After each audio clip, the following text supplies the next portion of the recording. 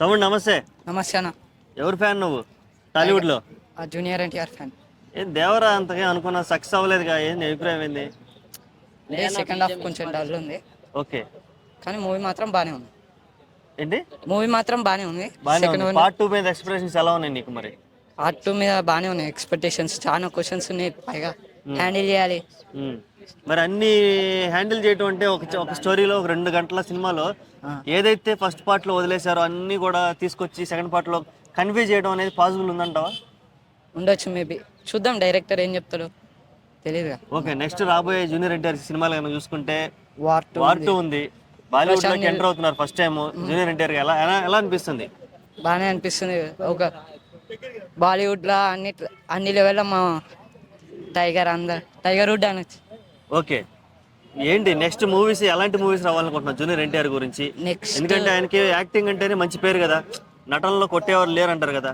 మరి అటువంటి ఎన్టీఆర్ గురించి మొన్న కనుక ఒకసారి చూసుకుంటే 6 ఏళ్లలో ట్రిపులర్ తీశారు కానీ అది అందులో ఒక క్యారెక్టర్ చేశారు. ఇందులో 2 క్యారెక్టర్లు చేశారు కానీ దేవవర క్యారెక్టర్లు చేశారు కానీ అంత జనాలకి ఇంపాక్ట్ అనిపించలేదు. ఎలాంటి పాత్రలో వస్తే జూనియర్ ఎన్టీఆర్ గారు బాగుంటుంది అనుకుంటున్నాం? మాస్ మ్యాన్ ఆఫ్ మాసెస్ అంటే మాసే. ఓకే, మైథాలజీ పాత్రలో కానీ చూసుకుంటే అర్జునుడు ఇలాంటి క్యారెక్టర్లు ఉంటాయి కదా, ఎవరి క్యారెక్టర్ అయితే మన ఎన్టీఆర్ గారికి సెట్ అయ్యింది అనుకుంటున్నాం? భీముడు క్యారెక్టరా? Super, excellent. ఓకే, ఏ డైరెక్టర్తో చేయాలనుకుంటున్నావు జూనియర్ ఎన్టీఆర్?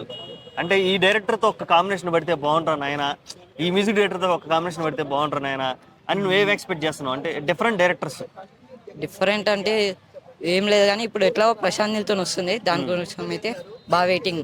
ఓకే, చాలా మంది చెప్తున్నారు వెట్రిమారన్ డైరెక్షన్ లో జూనియర్ ఎన్టీఆర్ నటించాలని. జూనియర్ ఎన్టీఆర్ కూడా వెట్రిమారన్ డైరెక్షన్ లో చేయాలనుకుంటున్నాడు. కానీ వెట్రిమారన్ సినిమాలు కనుక చూసుకుంటే డల్ గా ఉంటాయి. అసలు మన కమర్షియల్ ఎలిమెంట్స్ చాలా తక్కువ ఉంటాయి.